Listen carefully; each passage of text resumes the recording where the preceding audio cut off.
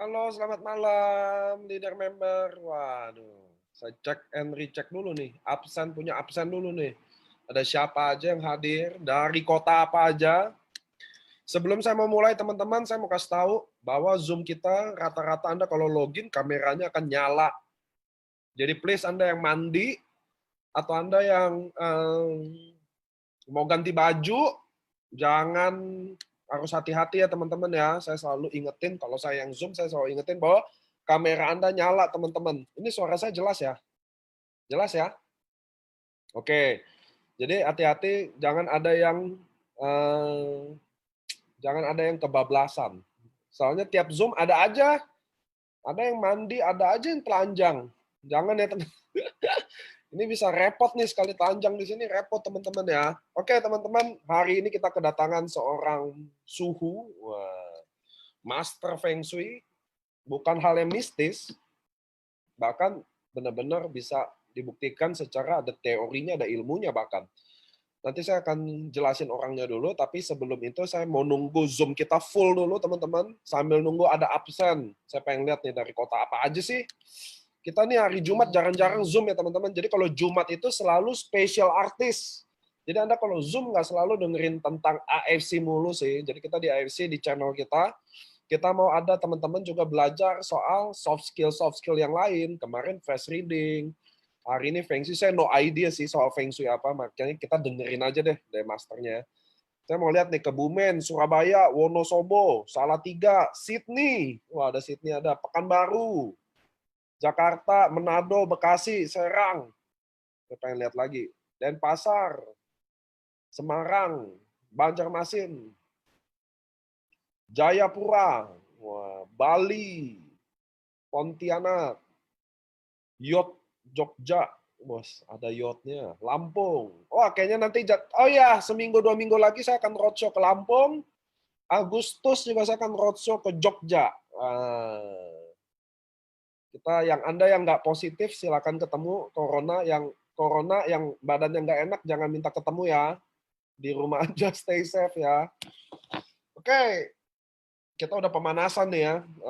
Teman-teman, ingat setiap Jumat pasti special artist. Jadi kalau special artist tuh kira-kira nggak akan membosankan. Dan ini adalah seorang master feng shui.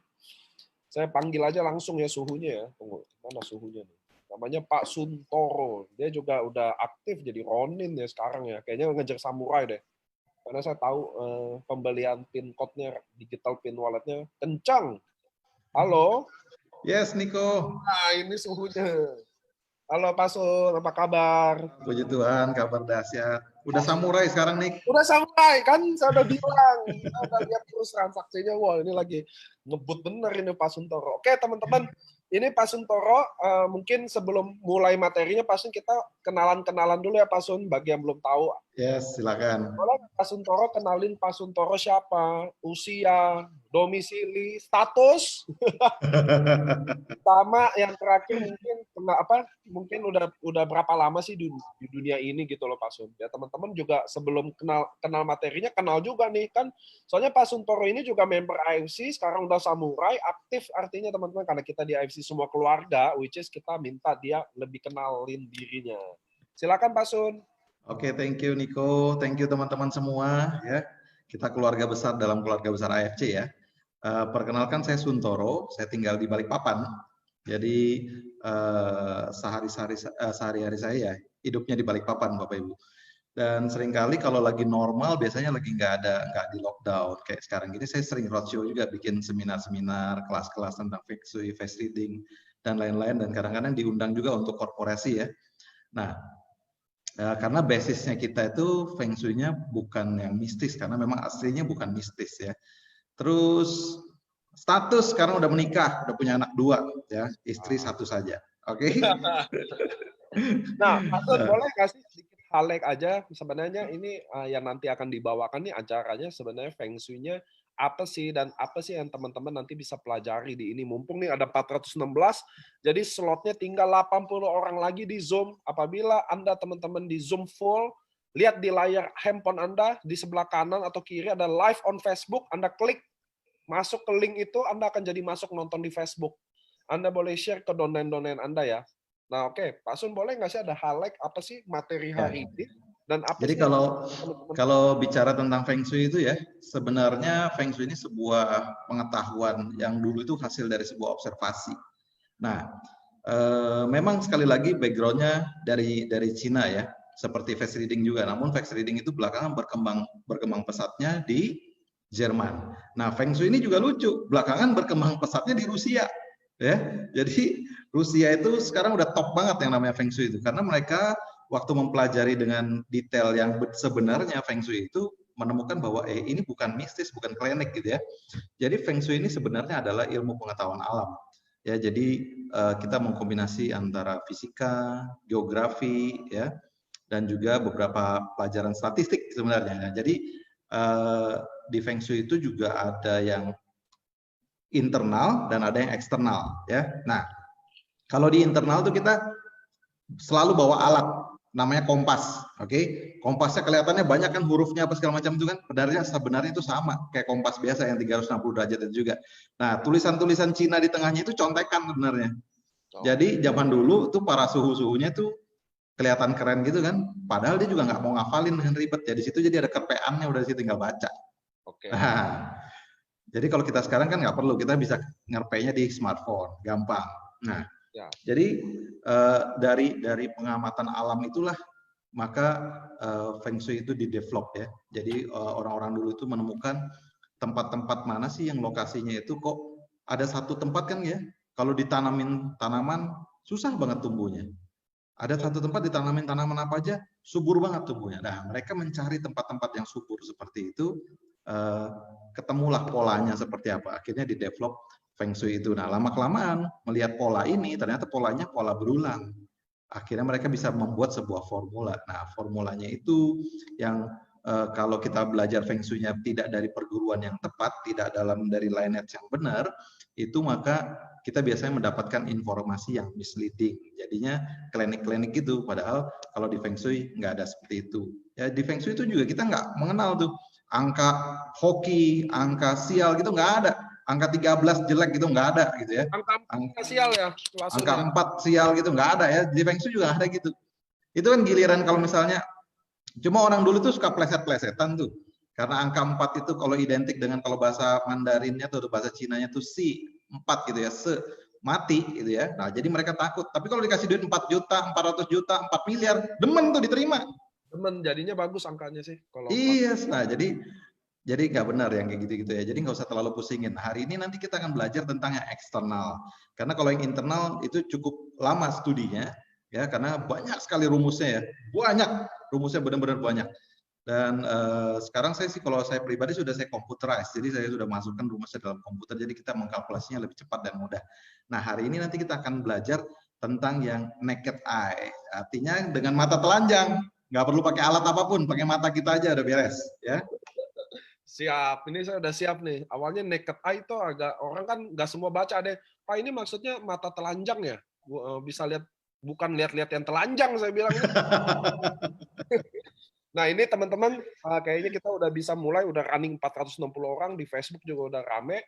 Oke deh Pak Sun, tanpa gimana pun nanti mungkin ada tanya jawab boleh di belakang, tapi kita semua sebelum ada sesi pertanyaan kita fokus dengerin, karena saya selalu dengerin kalau Pak Sun materi saya selalu datang dengerin berulang-ulang bahkan. Oke Pak Sun, waktu dan tempat saya silakan ya. Oke, thank you ya teman-teman ya. Saya share screen. Nah, udah kelihatan belum di layar kaca semua kelihatan ya? Aman. Oke, nah jadi hari ini kita akan belajar tentang, saya jadi nggak ngajarin ya, saya hanya berbagi aja. Karena sebenarnya Anda juga udah tahu sebenarnya ini, cuma mungkin sekarang ini belum mengerti dengan secara spesifik kenapa kok kejadian seperti itu. Nah, hari ini sekarang kita akan belajar seperti itu. Jadi Feng Shui ini unik ya sebenarnya. Jadi saya ceritakan tadi adalah backgroundnya sebenarnya Feng Shui-nya sebuah pengetahuan yang ditemukan karena hasil sebuah observasi. Nah, hari ini kita menggunakannya bagaimana untuk selling dan closing. Kalau biasanya orang untuk meningkatkan keberuntungan ya, bisa juga kita manfaatin juga untuk selling dan closing. Oke, karena di AFC ini kita perlu banget nih ya, banyak belajar tentang selling dan closing. Kenapa kita perlu belajar Feng Shui? Ya karena itu tadi ya, sebuah konsep yang sangat dahsyat ya. Jadi ini kalau dari seorang Nikola Tesla ya, yang ahli fisika ya, beliau mengatakan kalau kita ingin tahu rahasia alam, kita hanya perlu berpikir dalam 3 materi atau 3 topik ya, tentang energi, tentang frekuensi, dan tentang vibrasi. Nah, di apa namanya, di Feng Shui ini kita banyak fokusnya tentang energi ya, banyak fokusnya ke sana. Frekuensi dan vibrasi gimana? Banyak sekali juga di pelajaran-pelajaran yang lain ya, seperti misalnya belajar tentang prana, terus belajar tentang apa namanya, holistik gitu ya, itu banyak tentang frekuensi dan vibrasi. Contohnya itu gimana sih frekuensi dan vibrasi ya? Seperti yang pernah saya sharingkan waktu di kelas, yang waktu acara kita di fast reading kan, kalau kita ketemu orang, kok orang ini menyenangkan ya. Nah itu karena dia ada frekuensi dan vibrasi senang di dalam dirinya yang menyebar keluar. Begitu juga dengan orang, kalau kita ketemu kok orangnya nggak menyenangkan banget. Nah, karena ada frekuensi dan vibrasi yang menyebar dari dalam dirinya. Nah, begitu juga dengan sebuah tempat dan sebuah bangunan. Makanya kadang-kadang kita kalau jalan ke sebuah tempat, kok kita tiba-tiba merasa nggak nyaman di tempat itu. Atau kita pergi ke satu tempat, ke satu toko, atau ke mall, kok kita nggak merasa nyaman di tempat itu, atau di sudut-sudut itu kita nggak merasa nyaman. Nah, itu karena ada frekuensi, energi, dan vibrasi di sana yang kita rasakan sebenarnya. Nah, sekarang kalau kita belajar Feng Shui dengan detail, itu kita bisa ukur, Bapak Ibu ya, kita bisa ukur. Nah, kalau di sini kita pakai mata saja sekarang. Jadi salah satu guru meditasi saya juga Master Choa Kok Sui, yaitu beliau mengajarkannya semua keajaiban-keajaiban di alam ini sebenarnya itu nggak pernah lepas dari hukum alam ya, tentang gravitasi ya, tentang fisika, semuanya itu adalah hukum alam. Nah, seringkali kita belum mengerti cara kerjanya sehingga kita mengatakan itu jadi klinik karena kita belum tahu cara kerjanya. Oke, kalau kita udah tahu, nanti kita akan wow, ternyata cuma begitu aja gitu ya. Nah, jadi keajaiban-keajaiban itu juga semua tidak pernah lepas dari hukum alam. Oke, jadi kita di sini banyak belajar tentang hukum alam, Bapak Ibu. Nah, kenapa kok namanya Feng dan Shui ya, angin dan air? Jadi sebutan angin dan air ini karena di dunia ini angin dan air itu yang menghantar sebagai penghantar media ya, sebagai medianya energi. Kalau listrik medianya apa Bapak Ibu ya? Semua konduktor seperti kabel, air gitu ya, logam, semua konduktor itu penghantar listrik. Nah, kalau penghantar energi prosperity itu adalah melalui angin dan air. Nah, jadi penting sekali kita melihat atau mengamati pola kerja angin dan air. Nah, angin dan air ini ya, kalau di dalam hukum fisika kan jelas banget sudah ya, kita perhatikan bahwa cara kerjanya gimana angin. Angin selalu bergerak dari tempat yang tekanannya tinggi menuju tempat yang tekanannya rendah. Nah, kalau air itu bergerak dari dataran yang tinggi atau tempat tinggi menuju ke tempat yang rendah. Nah, jadi ini yang kita observasi Bapak Ibu di alam. Jadi sebenarnya Feng Shui itu apa? Feng Shui itu adalah sebuah seni ya, ilmu pengetahuan yang memanfaatkan lingkungan alam untuk meningkatkan keberuntungan kita. Kenapa kok bisa meningkatkan keberuntungan kita? Kita harus tahu dulu persepsi apa sih yang namanya beruntung itu ya. Orang seringkali mengkorelasikan keberuntungan itu dengan uang. Nah, itu tidak 100% tepat, walaupun juga benar. Okay? Kalau yang namanya orang beruntung itu ya tidak harus selalu dengan uang yang datang banyak gitu, enggak. Kita hidup sehat itu kita udah beruntung. Kita rumah tangganya harmonis, kita juga beruntung. Kita terhindar dari kecelakaan, kita beruntung. Setiap hari hidup kita damai ya, tidak terkena musibah dan apapun, itu kita beruntung. Ya, jadi bukan hanya dengan keuangan. Jadi kita tidak fair kalau mengkorelasikan keberuntungan itu dengan uang selalu. Oke, jadi keselamatan itu kita juga wajib bersyukur karena itu keberuntungan.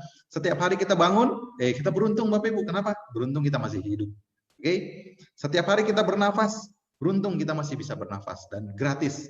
Kalau nanti udah kena corona, nafasnya berbayar Bapak Ibu ya, mahal. Oke, jadi konsumsilah SOP dan sukusi supaya imun sistemnya lebih kuat. Oke, nah jadi tujuan memahami Feng Shui itu adalah untuk kita harmonis dengan alam sekitar, untuk kehidupan kita yang lebih baik. Nah, seringkali kita tanpa sengaja karena kesadaran kita kurang, kita merusak alam sekitar kita. Contohnya apa? Menebang hutan sembarangan itu ya. Nah, itu jadinya kita nggak harmonis lagi dengan alam, lama-kelamaan terjadi bencana alam. Nah, kalau udah terjadi bencana alam, yang disalahkan siapa? Yang disalahkan alam, yang disalahkan Tuhan. Padahal perbuatannya manusia itu. Nah, jadi kita harus bisa harmonis dengan lingkungan kita. Oke? Jadi Feng Shui itu secara generalnya dibagi menjadi dua, Yin House dan Yang House. Oke, artinya apa? Kalau Yin House ini ngurusin yang ngebahas masalah kuburan dan sebagainya ya. Pokoknya yang tidak bergerak mati gitulah ya. Nah, Yang House ini adalah untuk yang hidup atau rumah tinggal kita dan gedung-gedung tempat kerja kita. Nah, hari ini kita fokus ke Yang House dulu. Oke. Nah, jadi seperti saya jelaskan tadi bahwa Feng Shui itu ada eksternal dan internal ya. Kalau internal kita banyak pakai alat bantu seperti kompas dan sebagainya macamnya untuk pengukuran. Kalau yang eksternal ini kita cukup pakai mata juga udah bisa ya. Pakai kompas juga tambah bagus lagi, tapi pakai mata juga udah bisa. Nah, konsep dari dasar dari Feng Shui ini adalah simbol ini ya. Simbol ini sebutannya adalah Pakua atau 8 kua, 8 angka. Nah, Bapak Ibu perhatikan nggak? Kita tidak sadar ya, dunia komputerisasi ditemukan ya kurang lebih di tahun 1900-an. Padahal 3000 tahun yang lalu dan dunia komputerisasi itu kan menggunakan binary. Nah, 3000 tahun yang lalu binary itu udah di-invent di Tiongkok sana, di Cina sana ya. Nah, ini sebenarnya kode binary Bapak Ibu. Kenapa saya ngerti? Karena saya kebetulan seorang sarjana IT. Waktu saya belajar tentang Feng Shui karena saya punya latar belakang IT, jadi saya tahu oh ini kode binary. Nah, ini kalau yang garis-garis putus ini mewakili angka 0, garis yang solid ini yang tidak terputus mewakili angka 1. Nah, kode binary 3 bit ya, 3 bit binary berarti ada 2 atau angka 3, berarti akan terjadi berapa? 8 macam perubahan ya. 8 macam variasi. Jadi ini 000 gitu ya. Ini 001. Oke. Di sini 101 gitu ya. 111. Nah, ini kode binary sebenarnya. Makanya Feng Shui ini sekarang bisa dikomputerisasi Bapak Ibu karena sebenarnya aslinya sebuah kode binary ya. Jadi Feng Shui itu sangat-sangat saintifik. Nah, kemudian konsep dasar Feng Shui itu juga mereka melihat bagaimana interaksi elemen-elemen di alam ya. Mereka kalau Bapak Ibu kemarin bisa menggunakan face reading dengan benar, terus juga Bapak Ibu biasa menggunakan tradisional Chinese medicine ya seperti acupuncture, acupressure atau yang herbal gitu ya. Itu tidak ada alasan kita tidak memahami atau tidak percaya terhadap Feng Shui. Kenapa? Karena ini saudara sepupu sama ilmu-ilmu itu ya. Semuanya sama, di-invent dengan metode yang sama, yaitu metode 5 elemen. Nah, kalau di Chinese traditional medicine itu, kita melihat bahwa ada organ tubuh yang mewakili api, jantung gitu ya. Nah, ada yang mewakili tanah, ya, pencernaan, logam, air, dan kayu. Jadi itu ada diwakili oleh organ-organ tubuh. Saya sih tidak belajar dalam di sana ya, karena bukan keahlian saya di situ. Jadi ini berdasarkan elemen-elemen yang ada di alam, di mana api memproduksi tanah. Maksudnya apa? Api setelah dia membakar sesuatu akan terjadi abu, abunya itu akan jadi tanah. Di dalam tanah banyak terkandung logam, ya, mineral-mineral sebenarnya.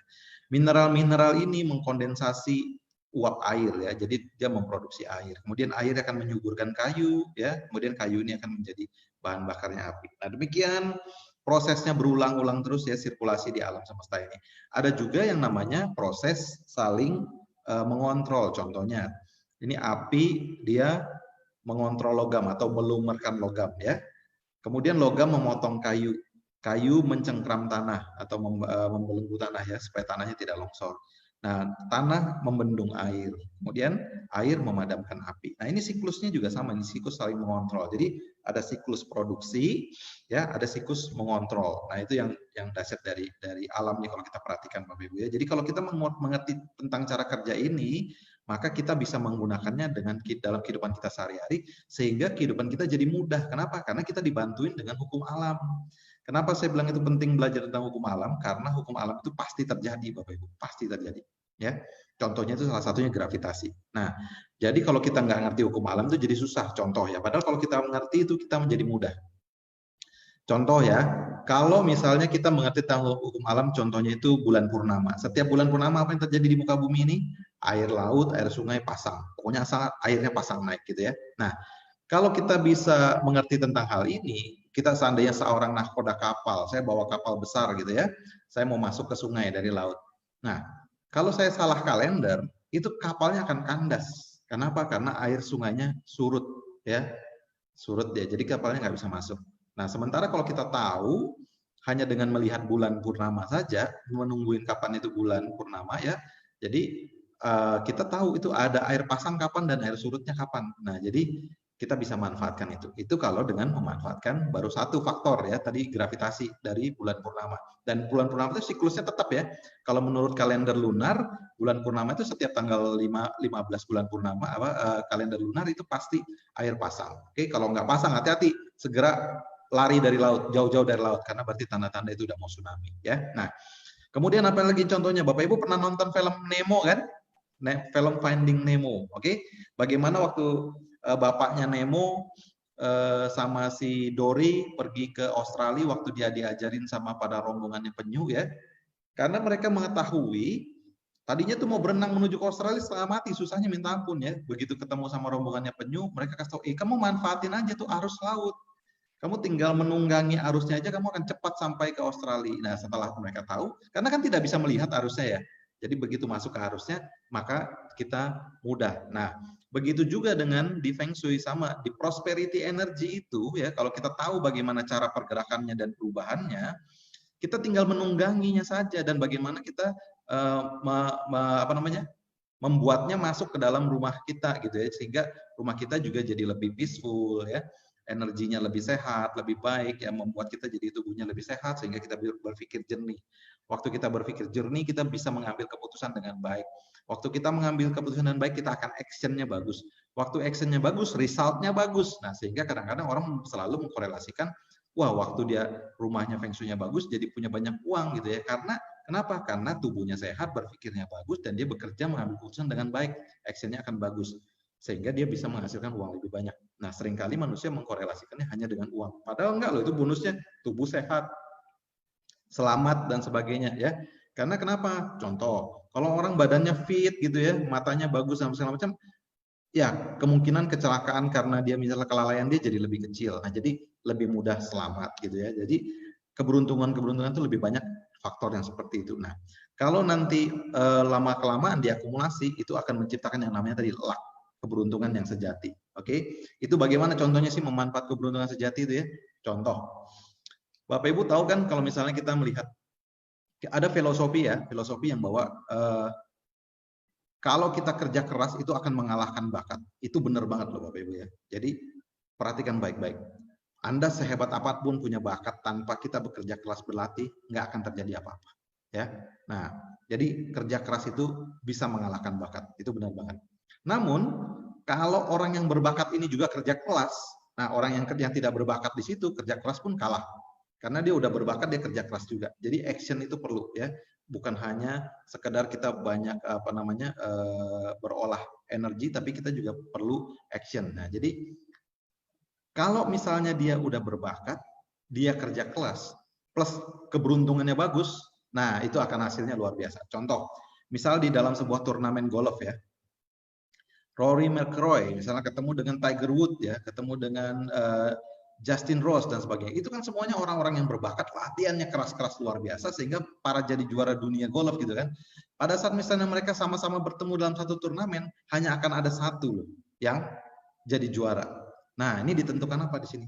Ditentukan oleh keberuntungan. Jadi seringkali mereka sudah sama-sama keras bekerjanya, sama-sama udah berbakatnya juga luar biasa ya, tekniknya semua bagus. Namun ada satu faktor lagi juga, faktor keberuntungan. Jadi memang faktor luck ini tidak besar ya. Paling cuma sekitar 10% lah paling gede. Cuman kalau dia udah aktif, nah itu yang lain kalah. Oke, jangan 90% bisa kalah. Nah, jadi penting untuk kita mengharmoniskan semuanya. Jadi kalau kita seandainya bisa dibantu dengan faktor keberuntungan juga hidup kita akan smooth sailing. Nah, ini caranya salah satunya. Oke. Nah, rumus dasar dari Feng Shui itu lukisan seperti ini loh Bapak Ibu. Nah, makanya saya bilang tadi kalau kita tidak belajar ke lineage atau ke perguruan yang benar, itu banyak sekali misleading ya. Karena jarang sekali yang mereka tuh mau menuliskan di buku itu yang sebenarnya. Rumusnya disembunyikan di dalam lukisan seperti ini coba. 3000 tahun lalu disembunyikan dalam seperti ini. Kenapa? Karena orang di Tiongkok sana dulu takut banget kalau sampai ilmunya itu ketahuan. Padahal formulanya di dalam lukisan seperti ini. Nah, dia bilang satu tempat yang bagus itu ya, kalau di tempat itu ya di belakang rumahnya itu atau di belakang bangunan itu ada kura-kuranya, di kanannya ada macan, di kirinya ada naga, di depannya ada burung phoenix. Oke? Nah, saya itu udah keliling dunia, Bapak Ibu ya, keliling Indonesia juga ya. Pergi ke kemana-mana, nggak ketemu loh tempat seperti itu ya. Saya ke kebun binatang, ketemu kura-kura, ketemu. Macan ketemu. Burung finik sama naga pernah ketemu Bapak Ibu ya. Jadi di kebun binatang juga nggak ketemu tempatnya. Jadi maksudnya itu apa sebenarnya? Ternyata maksudnya itu adalah tempat yang bagus itu jika di belakangnya mempunyai satu backing ya. Jadi seperti kura-kura, karena kura-kura itu digambarkan sebagai binatang yang longevity atau umur panjang gitu ya. Jadi sesuatu yang lambat, stabil gitu, diam dan kokoh, digambarkan dengan kura-kura ya. Kemudian di sebelah kiri digambarkan sebagai dengan naga, itu adalah sesuatu yang aktif ya, bentuknya bisa panjang dan tinggi juga. Kemudian kalau di sebelah kanan tuh ada macan ya, digambarkan sebagai macan itu adalah sesuatu yang berwibawa, punya energi, punya pamor, tapi jangan terlalu aktif. Kenapa? Kalau macan terlalu aktif bahaya ya, buas sekali gitu ya. Nah di depannya maksudnya ada burung finik seperti itu, adalah sesuatu, burung finik adalah yang terbangnya cepat gitu ya, dan apa namanya, bisa menghantarkan energi. Berarti sebuah tempat yang depannya itu datar gitu ya. Nah jadi seperti ini kira-kira gambarannya. Nah, kalau di belakangnya ini ada pegunungan seperti ini ya, nah ini dianggap kura-kuranya di sini. Oke, di sebelah kanannya ada bukit kecil gitu ya. Nah ini berarti macannya di sini. Sebelah kirinya ada bukit yang lebih panjang. Oke, berarti di sini ada naga, dan di depannya datar ya, ada burung kecil seperti itu di sini. Nah jadi tempat di tengah seperti ini adalah tempat-tempat yang dianggap prosper atau tempat-tempat yang bagus. Nah kan kita susah banget sekarang nyari tempat seperti ini di kota-kota ya. Nah maka dengan urban city landform yang sekarang, kita bisa mengkombinasikan, mengkonversikannya ke dalam bentuk-bentuk bangunan. Ya, di kota-kota, daerah-daerah yang lembah seperti ini rata-rata daerah yang bagus ya. Contoh-contoh di Indonesia tempat-tempat yang bagus itu apa? Solo itu dikelilingi pegunungan seperti ini ya, backingnya bagus dan tempatnya lembah. Ya, terus Jakarta salah satunya ya. Terus apa namanya? Semarang, Surabaya, itu kota-kota rata-rata yang bisa populer dan besar, sangat-sangat prosper itu ya, rata-rata landformnya bagus seperti ini ya. Denpasar gitu ya, bagus banget juga. Oke, kalau di Sumatera itu di daerah apa namanya, Medan, terus ke Siantar itu terutama bagus banget ya. Nah jadi banyak yang bagus-bagus seperti ini Bapak Ibu daerahnya. Oke, nah jadi kalau kita tinggal di tempat seperti ini, kita mudah mendapatkan prosperity energy itu masuk ke dalam rumah kita. Oke, nah kalau kita pakai rumus formula tadi di dalam bangunan yang sekarang udah modern seperti ini, contohnya gimana caranya kita tahu? Oke, kita pakai rumusnya ya. Kalau dari ada satu deret misalnya ruko seperti ini, yang mana bagus yang mengikuti formulanya tadi itu? Oke, nomor 1, 2, 3, 4, 5 atau 6. Nah, nomor yang bagus adalah nomor 2. Kenapa kok nomor 2 yang bagus? Karena di kanannya kan ada satu ya. Ada satu bangunan, berarti ada macannya. Sebelah kirinya banyak nih. 3, 4, 5, 6 aktif. Ada naganya sebelah kiri. Depannya datar. Nah, di belakangnya tinggal kita lihat apakah ada bangunan atau tidak. Kalau ada bangunan berarti komplit nih. Ada kura-kuranya juga. Berarti dia formulanya lengkap banget ya. 4 formula itu tercapai semua. Nah, terus yang mana yang bagus lagi berikutnya adalah yang nomor 6. Oke, jadi semakin panjangnya 3 ini juga sebenarnya cukup bagus ya, karena di kirinya masih panjang ya. Semakin panjang semakin bagus. Kenapa? Karena yang 6 ini sebelah kirinya, lihat ini lahan kosong gitu ya. Sesuatu tidak ada lagi kosong. Berarti ini adalah tempat space yang sangat aktif. Jadi kalau di dalam konsep ini dianggap sesuatu yang kosong itu adalah unlimited ya, tanpa batas dan aktif. Jadi ini juga nomor 6 ini bagus. Nah, kalau kita observasi pakai mata, tempat-tempat yang bagus itu juga ini nomor 1 ini bagus, tapi khususnya untuk rumah-rumah makan gitu ya. Ini bagus banget. Yang di hook ini bagus banget nih. Nomor 1, nomor 6 ini kalau untuk buat rumah makan bagus banget ya. Banyak sekali rumah makan legend itu tempatnya di hook seperti ini. Nah, itu kita bisa manfaatin. Kalau tidak ada, kita ambil yang nomor 2 seperti ini. Nah, kenapa demikian? Karena kalau misalnya yang aktif di sebelah kanan ini aktif, misal kanan nomor 5 ini contohnya ya. Nomor 5 ini kan berarti kanannya banyak banget nih, kanannya panjang aktif. Maka yang dominan adalah wanita. Oke, kalau kirinya yang panjang gini, yang dominan adalah yang pria. Nah, dari sini, dari statistik ini hasil statistik ya. Hasil statistik ini berarti kita bisa, kalau mau dipakai buat selling dan closing gimana? Contoh, misalnya saya mau menawarkan produk, mau nawarin AFC gitu ya, produk AFC ke satu orang klien atau ke satu orang teman. Lihat dulu nih rumahnya nih. Rumahnya nomor 2 ini nggak, berarti kanannya panjang, kirinya panjang kan? Ini pasti yang dominan yang cowok. Nah, tawarin ke bapaknya, karena yang pengambil keputusan bapaknya. Tapi kalau rumahnya di sini, ya, yang nomor 4 ini kan, berarti kanan yang panjang kan? Ini dominan istrinya, tawarin ke istrinya. Jadi lebih mudah closing, karena kalau ditawarin bapaknya, dia juga ngomong, ntar ya tanya istri dulu. Nah, rata-rata yang biasanya orang suka tanya istri dulu, itu rumahnya kanannya panjang. Atau di sini nih, di hook yang seperti gini nih, ya, kan kanannya empty space ini kan, kosong kanannya ya, kanannya kosong ini berarti kanannya yang aktif, ya lebih panjang ya, unlimited gitu kan, yang kosong itu kan daripada yang ada ini. Nah, apakah biasanya tempat-tempat seperti ini juga wanita yang lebih dominan. Nah, seperti gitu ya. Ini kita bisa ambil tekniknya untuk kita lakukan closing. Nah, kalau yang seperti ini gimana? Ya, ada 1 sampai 9 gini, yang mana yang bagus? Sama ya. Nomor 1, nomor 2 ini. Karena kenapa? Kirinya panjang banget. Oke? Kanannya ada 1 ya. Berarti kita kalau dia tinggal di tempat yang nomor 2 ini, kita nawarin kemana? Ke bapaknya. Bapaknya ngambil keputusan, decision-nya di tangan dia. Atau nomor 9, ini juga sama. Decision ada di tangan bapaknya. Tapi kalau dia di nomor 1, ini decision-nya ada di tangan istrinya. Oke? Dia di nomor 8, decision ada di tangan istrinya. Nomor 7, masih di tangan istrinya. Nomor 6, masih di tangan istrinya. 5, 50-50. Karena kanan dan kirinya sama panjang ya, ini 50-50 nih kekuatannya. Oke, biasanya kalkulatif. Begitu keempat, mulai si bapak yang dominan. Nomor 3, nomor 2 juga sama, bapak yang dominan. Oke, jadi dengan hanya melihat ini, pakai mata aja kita lihatnya, kita udah tahu. Oke, bagaimana menentukannya, yang siapa yang dominan, istri atau suami ya. Nah, ini contoh di Singapura. Waktu itu saya jalan di Singapura ya, lihat nih, ini sebuah kebetulan atau gimana, coba bayangin ya. Tadi tempat yang kanannya panjang atau lebih tinggi ya, atau kirinya panjang atau lebih tinggi, itu lebih aktif artinya. Lihat nih ya, Singapore Council of Women Organization, kantornya ini di sini nih, organisasi perempuan itu ya. Lihat nih kanannya tinggi banget ya. Nah, ini secara sengaja atau tidak sengaja memilih kantor di sini coba. Ini cewek-cewek hebatnya Singapura itu ngumpulnya di sini, termasuk yang ibu presidennya yang terakhir kemarin tuh ya, yang ibu jilbaban itu berkantor di sini awalnya dulu ya. Jadi dominan wanitanya. Kalau kanannya ini tinggi atau panjang gitu ya. Nah, ini yang dahsyat. Nah, kemudian tempat-tempat yang bagus seperti apa lagi nih? Cul-de-sac, putaran gini ya. Cul-de-sac ini kalau Bapak Ibu ketemu rumah di cul-de-sac, ini bagus loh. Nah, padahal kadang-kadang di cul-de-sac ini dijual murah Bapak Ibu ya, karena dianggap paling untuk paling ujung, padahal tuh bagus banget ya. Nih, contohnya cul-de-sac ya. Nah, dekat bundaran ini. Oke. Nah, kalau di antara semua ini yang paling bagus yang mana? Yang satu ini Bapak Ibu. Kenapa? Karena 2 formula ya. Udah di cul-de-sac, kiri panjang. Nah, kan jadi bagus banget ya, udah cul-de-sac, terus kiri panjang. Jadi udah 2 formula dia dapatnya. Jadi semakin banyak kita dapat formulanya, semakin bagus. Oke. Nah, kemudian kalau lokasi ada jalan seperti ini ya, melengkung seperti ini, oke. Melengkung ya, seperti busur, maka kita pilihnya di lokasi yang A. Kenapa? Karena energinya lebih soft ketimbang ada yang di B. Ya, ini kalau ada lalu lintas, energi lalang di sini yang ketabrak ini lebih keras energinya, lebih nggak stabil. Yang ini lebih mudah diolah, mudah dicerna oleh manusia energinya. Jadi pilih lokasi yang A dan B. Jadi kalau contohnya ada bangunan A dan B, kita mau berkantor nih, pilih yang mana?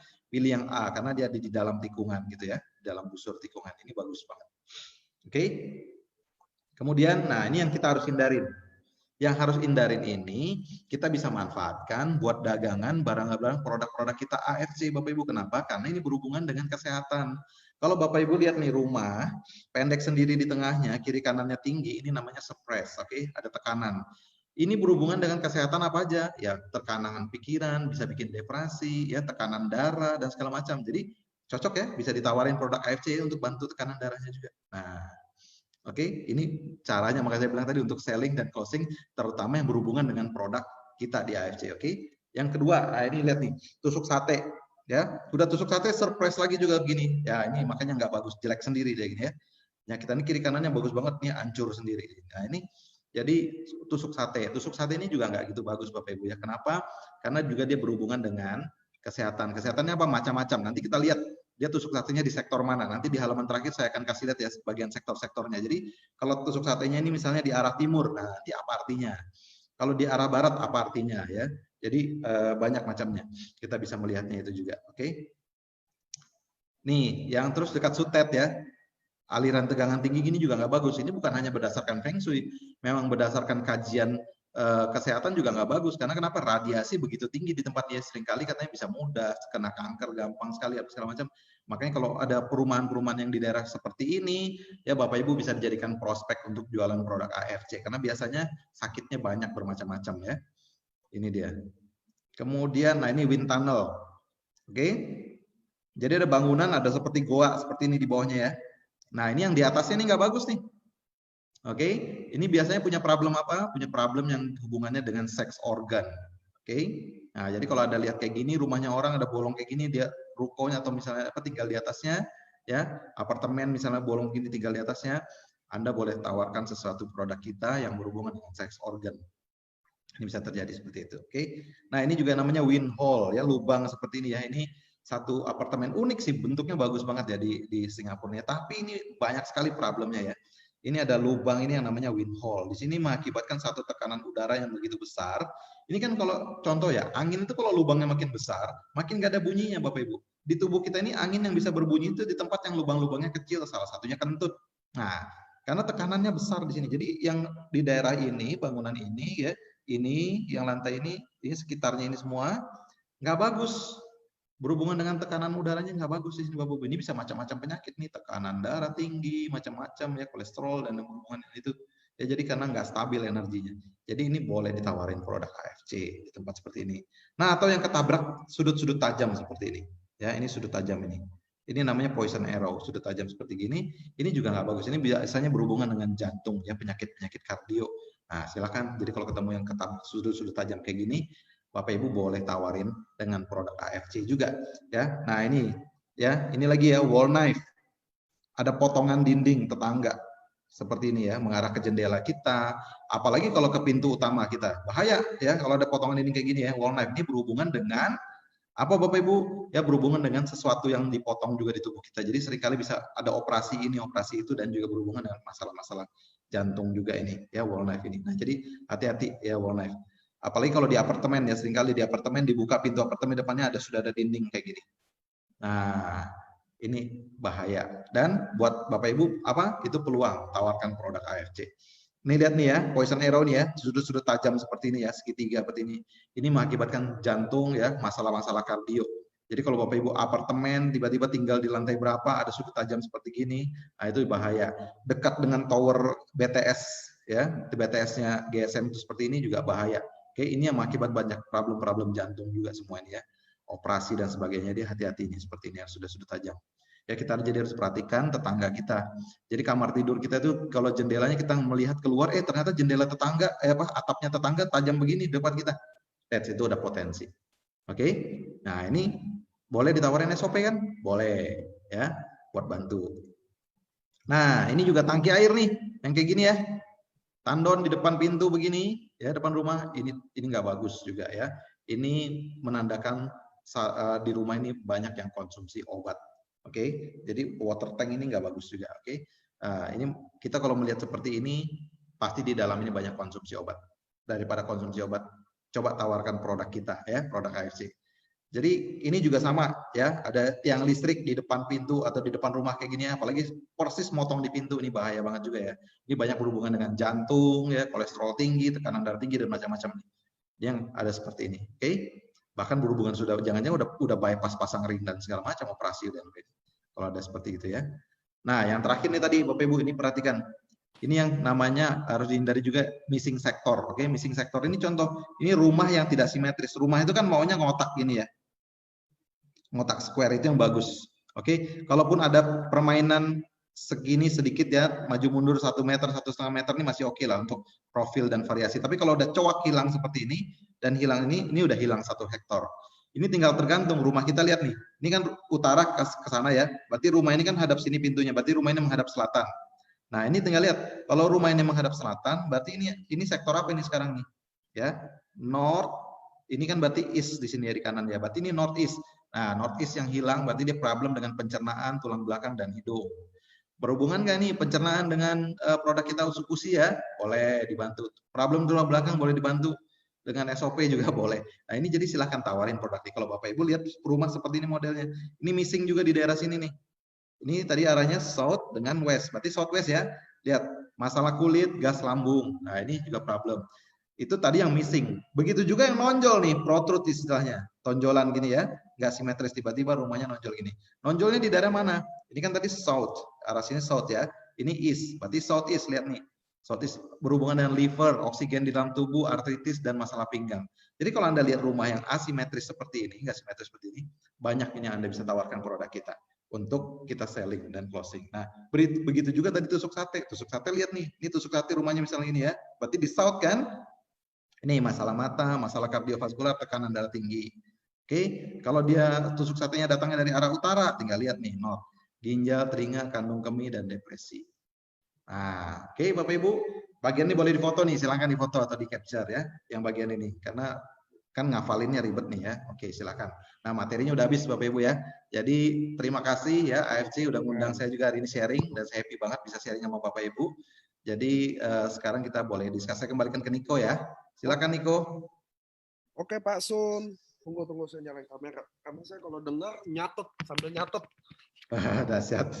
Memang pembelajar sejati. Karena rumah saya bener tuh. Rumah saya kalau tadi angka 1 sampai 10, rumah saya di angka 9. Jadi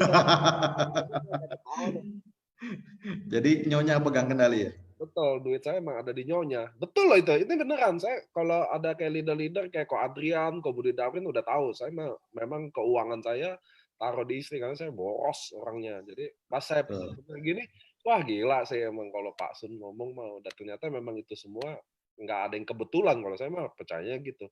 Nah teman-teman, ayo dibuka Q&A, bener-bener hebat. Nah slide nggak mungkin di-share ya teman-teman, itu punya privasinya Pak Sun dan memang haknya dia. Dan kita juga sepakat juga kalau nggak di-share biar teman-teman bisa nyimak. Nah, ada yang nanya nih Pak Sun. Pak, untuk mengatasi posisi rumah yang suspres, bagaimana menyiasatinya? Oh, disamakan aja tingginya langsung. Oh. Simpel kan? Oh. Nggak usah pakai aneh. Samakan aja tingginya. Nggak perlu sampai pakai benda yang mahal, nggak perlu. Pasang aja sekarang baja ringan, kasih atap yang sama tinggi udah beres. Oh. Kalau ini bagaimana cara mengatasi lokasi yang tusuk sate? Nah, itu nggak ada ampun tuh. Move. The only one. Move. Nggak ada ya. Soalnya di Ada saya obatnya. dulu waktu rumah saya masih di Sunter, semua sih tusuk sate nggak ada yang laku 1 perak pun. Iya, karena udah dari dulu legendnya kalau tusuk sate banyak problem kesehatan. Tapi kalau tempatnya itu kebetulan arahnya bagus ya, itu good banget dipakai buat bisnis loh. Oh, selalu ada positif atau negatif? Ada ya. Kan yin yang harus balance ya. Oke. Jadi maksudnya kalau rumah itu feng shui-nya jelek justru merupakan opportunity untuk AFSC produk gitu ya Pak Sun maksudnya. Betul banget. Jadi kan tadi kita bisa identifikasi, oh kira-kira dia ada problem kesehatan ini nih. Ya, contoh, misalnya tadi di depannya rumahnya misalnya ada tiang listrik gitu ya, atau apalagi pas di tengah pintu. Potensi banget dia tuh udah punya problem dengan jantung, kardiovaskular gitu. Tawarin produk AFC. Atau terus lihat lagi posisinya panjang kanan apa panjang kiri. Jadi Yes, betul. suaminya. Kalau kirinya panjang ngomongnya ke istrinya. Ngomongnya ke suaminya. Kalau kanannya panjang ngomongnya ke istrinya. Ada yang bilang, Pak Sun, rumah saya sebelah kiri yang panjang, sebelah kanan ada vihara. Bagus nggak posisi rumahnya? Nah, kalau di sebelah vihara ini, pastikan Anda harus kuat sekali meditasi ya. Kenapa? Di vihara ini dekat-dekat tempat ibadah itu energinya besar sekali. Ya. Nah, jadi kalau kita tidak terbiasa tubuh kita bisa handling energi yang besar, malah akhirnya jadi penyakit. Jadi kita harus meditasinya rajin, olahraganya rajin, karena supaya bisa handling, mencerna energi yang besar itu. Jadi kalau ada di dekat tempat ibadah, pastikan Anda juga seorang yang benar-benar spiritual dan rajin beribadah lah, dan juga rajin olahraga. Karena untuk kita bisa menghandling energi yang besar, tubuh fisik kita juga harus kuat dan tubuh energi kita juga harus kuat. Nah, kira-kira gitu. Oh ya, next tuh jadi kayak tema meditasi juga seru loh. Soalnya Pak Sun itu mendeskripsikan meditasi itu beda sama yang kayak duduk, sekedar duduk gitu loh. Saya pernah diskusi singkat sama beliau, katanya meditasi itu apa gitu, bahwa kita hanya harus sadar melakukan itu. Bener kan? Betul sekali. Betul banget. Karena ada orang kan makan tapi sambil main handphone, dia benar-benar nggak nikmati makannya. Yes, betul. Berarti dia nggak sadar, nggak present, nggak aware. Pak, kalau tandon air posisi di depan tapi ditanam gimana tuh? Nggak apa-apa, aman. Yang penting tidak terlihat. Oke. Nah, tapi hati-hati loh. Punya tetangga kelihatan nggak? Kalau punya tetangga kelihatan dari depan pintu rumah kita, itu juga problem loh. Oke. Pak, bagaimana mengatasi rumah yang belakangnya ada BTS? Makanya nih hati-hati loh. BTS ini kebetulan saya dulu background saya adalah orang networking di IT itu ya. BTS ini Bapak Ibu ya, itu luar biasa radiasinya besarnya. Jangankan BTS, itu WiFi, akses point atau router yang di rumah itu, Bapak Ibu duduk lama aja dekat situ ya, itu kepala Bapak Ibu bisa pusing lah. Nah, seringkali juga orang yang naik instalasi di atas BTS itu kalau nggak sengaja kadang-kadang tiba-tiba ada yang on kan dari bawah itu radionya, BTS itu di atas, itu bisa pingsan langsung jatuh tuh dia. Nah, jadi itu memang frekuensi luar biasa. Itu frekuensinya dipakai adalah 2,4 GHz ya di WiFi itu. Itu sama dengan yang dipakai di microwave, sama dengan yang dipakai di ruangan radiologi rumah sakit. Nah, itu kan makanya di rumah sakit aja mereka hati-hati sekali. 2,4 GHz itu berbahaya ya Bapak Ibu ya. Kalau kita terpapar lama. Jadi hati-hati. Kalau itu nggak ada obatnya, Anda yang pindah atau BTS yang dipindahkan. Nah, jadi pilih begitu, oke? Saya pernah ngalamin tuh dulu ya masang BTS di atas rumah ya. Waduh, kesehatan problem banget. Nah, jadi hati-hati. Frekuensi ya. BTS. Apabila atap rumah miring ke kiri, Pak, tapi tidak meruncing sih atapnya. Atap rumah kita sendiri atau atapnya tetangga? Kalau atap rumah kita sendiri nggak ada masalah. Ini pertanyaannya lucu-lucu ya. Apakah ada hari-hari Hoki atau Ciong untuk menawarkan produk? Tapi good question ya, itu luar biasa. Saya percaya bahwa semua hari itu baik. Saya percaya banget itu semua. Nah, pertanyaannya adalah good for what? Baik buat apa? Oke. Nah, kita tapi nggak usah pusingin ya, nggak usah pusingin. Ingat, kita harus kenal cara kerja energi ya. Energi, vibrasi dan frekuensi itu bekerja dengan prinsip kesamaan. Oke, contoh. Kalau Bapak Ibu tadi misalnya punya handphone sekarang, ya, dulu handphone Bapak Ibu 2G, ya kan? Nah, sekarang teknologinya 3G. Apakah Bapak Ibu bisa menangkap frekuensi yang 3G? Nggak bisa jawabannya. Sebelum Bapak Ibu ganti handphone yang 3G. Tapi kalau Bapak Ibu handphonenya 3G, menangkap yang ke 2G bisa kan? Karena frekuensinya dia bisa lebar di dalam bandwidth yang sama. Nah, sekarang handphonenya udah 4G. Oke, yang 4G, handphone 4G bisa mengenal 2G, bisa. Mengenal yang 3G bisa. Tapi handphone 2G, 3G nggak bisa mengenal yang 4G. Apalagi sekarang yang 5G. Nggak bisa. Nah, jadi dengan analogi seperti ini, energi, frekuensi, dan vibrasi itu selalu beresonansi dengan yang sama. Contoh. Nanti Bapak Ibu buka YouTube ya. Atau Bapak Ibu bereksperimen sendiri ya. Jika Bapak Ibu punya garpu tala, yang nadanya misalnya C atau Do gitu ya.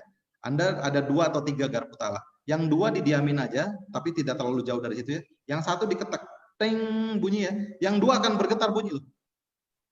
Nah, energi dan vibrasi bekerja dengan itu. Jadi kalau kita mengerjakan misalnya berbisnis apapun termasuk di AFC terutama ya, niat dan motivasi kita apa nih?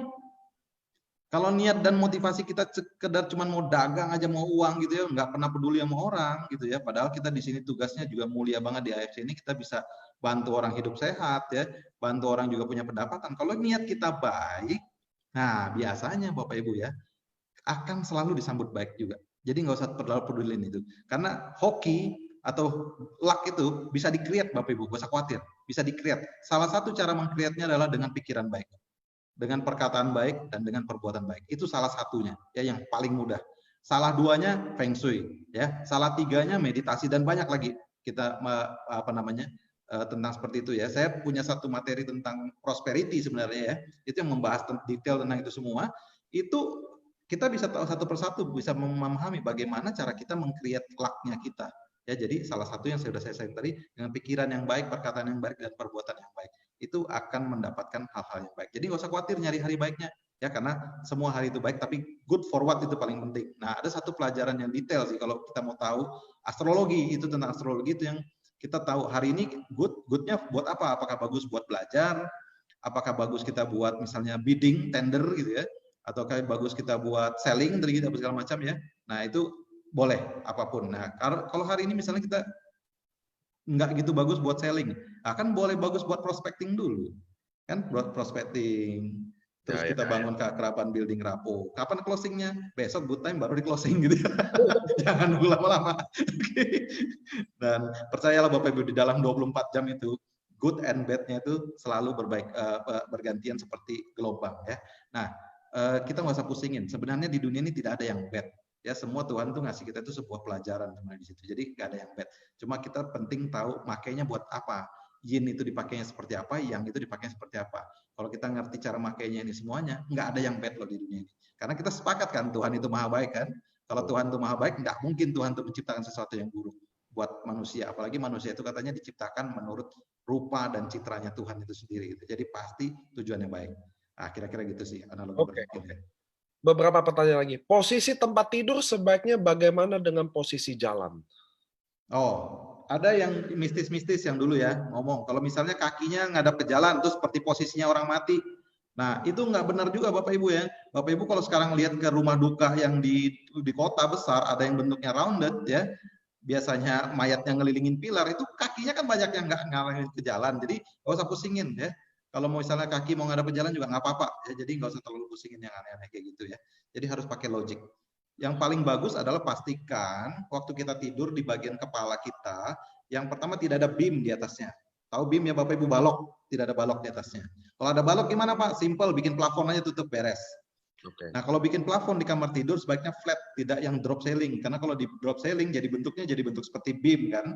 Nah, jadi bentuk plafonnya yang drop ceiling saja yang datar, yang flat saja yang datar supaya aman kepalanya. Itu yang pertama. Yang kemudian pastikan di belakang kepala kita tidak ada air seperti keran air, toilet, pipa-pipa air gitu, pastikan nggak ada. Kenapa?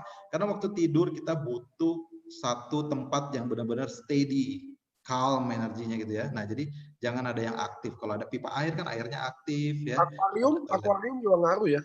Ngaruh banget. Akuarium itu aktif ya. Nah, jadi sebaiknya di belakang kepala bagian headboard kita itu pastikan tidak ada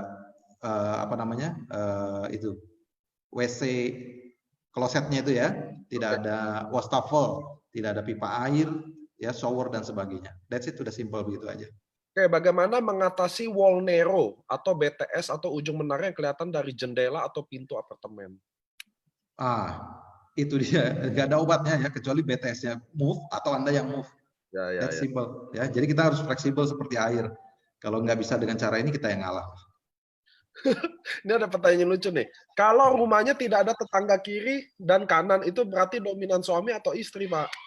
Oke, kalau ini hitungannya 50-50 tadi ya, sama. Nah, ini ada satu istilah namanya lonely mountain formation. Oke, apakah bagus? Not so good. Oke, karena kecenderungan terjadi kayak Anda bisa punya seperti emosi loneliness tinggal di rumah seperti itu. Pasti, karena kalau nggak ada tetangga kiri kanan kan dia ada di hutan juga kan? Ya, makanya namanya juga lonely mountain formation. Ya. Which is ada orang yang aneh juga mau tinggal di, ya oke lanjut. Gitu ya. Malah Pak, rumah saya di bagian depan rumah, posisi di pinggir jalan ada tiang listrik, namun tidak berpotongan dengan pintu rumah. Jadi bagaimana? Lumayan aman masih. Kalau yang paling parah itu kalau pas berpotongan dengan pintu rumah. Oke. Oke. Pak, seberapa akurat ilmu Feng Shui ini? Karena ini statistik, otomatis pasti ada errornya. Ya. Oke.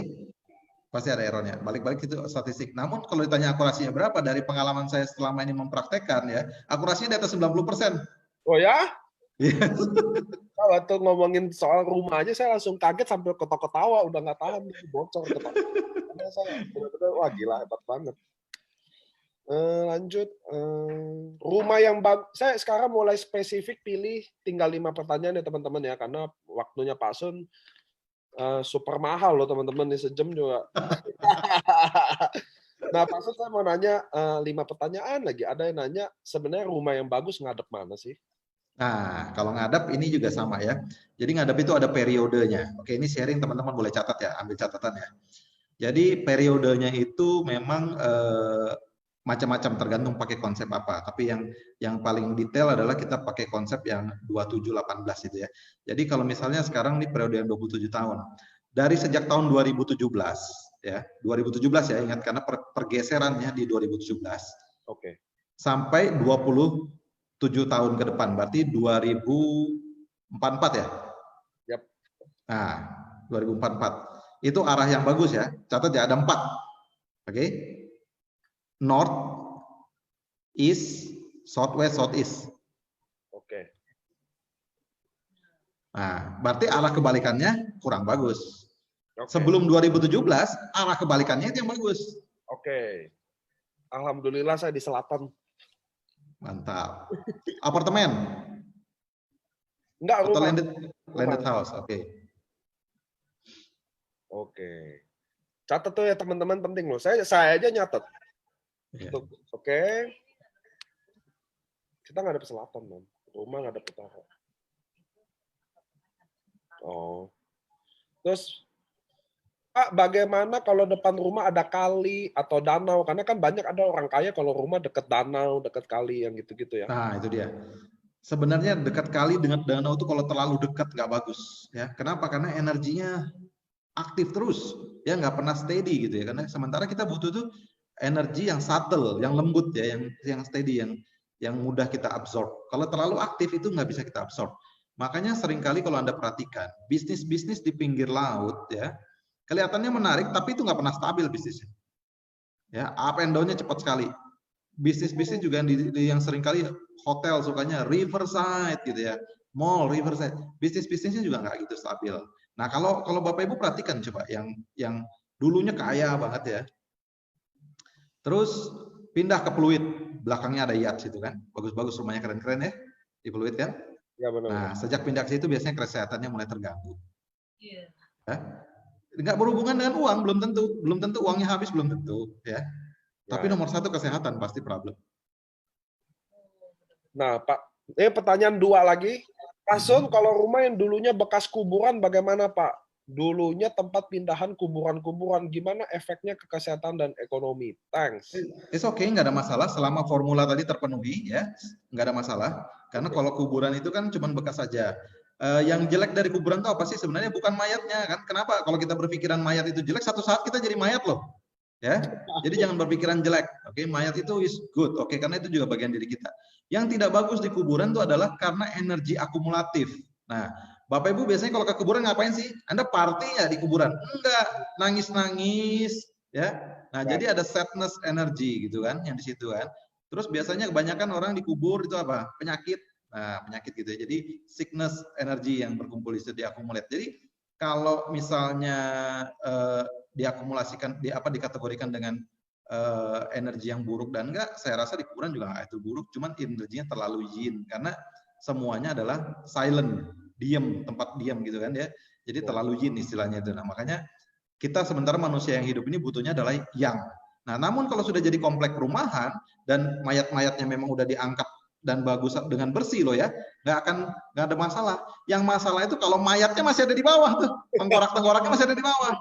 Nah, itu masih repot. Karena kenapa? Karena biar bagaimanapun ya, ingat hukum kekekalan energi. Energi itu secara fisika, energi tidak pernah bisa dimusnahkan. Tidak pernah juga diciptakan oleh manusia. Energi sudah ada di alam, diciptakan Tuhan. Energi hanya bisa digunakan dan dimanipulasi bentuknya dari mekanik jadi listrik, jadi kinetik dan sebagainya. Ya, Anda bisa itu.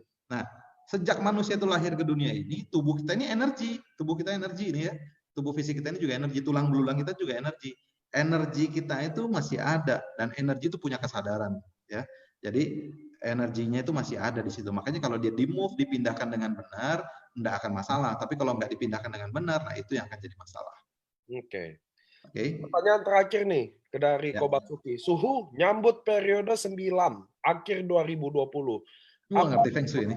Apa yang perlu dipersiapkan nih buat yang pemula atau awam? Pertama saya mau kasih tahu dulu sebelum Suhu jawab. Yang teman-teman harus siapkan adalah kita akan siapin launching Subarasi. Jadi teman-teman siap-siap ya. Itu ini ramalan-ramalan jelas nih. Jadi yang dipersiapkan yaitu nanti ada Subarasi pastinya. Tutupan Dubai. Jadi persiapan rank ya teman-teman. Oke, lanjut ke Kosun. Ya, jadi jadi seringkali dulu Feng Shui itu dipakai buat forecasting, keliru besar. Jadi ini bukan tools yang tepat untuk forecasting. Oke. Nah, jadi kita jangan meramal pakai Feng Shui ya.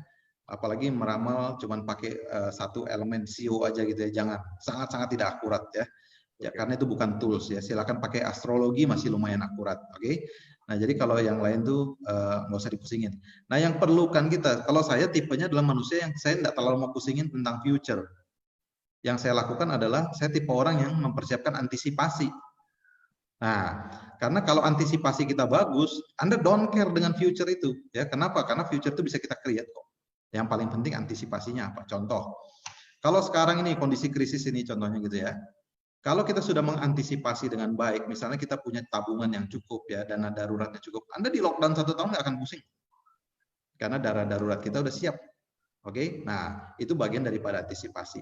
Kalau kita menjaga kesehatan dengan konsumsi suplemen-suplemen yang bagus, pola hidup sehat dan sebagainya, Anda nggak usah takut di future ada penyakit apa dan segala macam, karena kita udah ada antisipasi. Seandainya kena pun nggak akan berat, karena kita sudah antisipasi. Nah, itu jauh lebih penting. Jadi kalau misalnya menyambut periode 9 di 2020, sebenarnya 2017 saya udah tes tadi kan, 2017 ini sudah mulai berubah ya, nanti puncaknya itu benar-benar di 2020 ini ya, perubahannya itu sendiri. Nah, itu apa namanya? Yang kita perlu antisipasi adalah pastikan yang pertama, kalau bisa rumah kita menghadap tempat-tempat arah yang bagus tadi itu.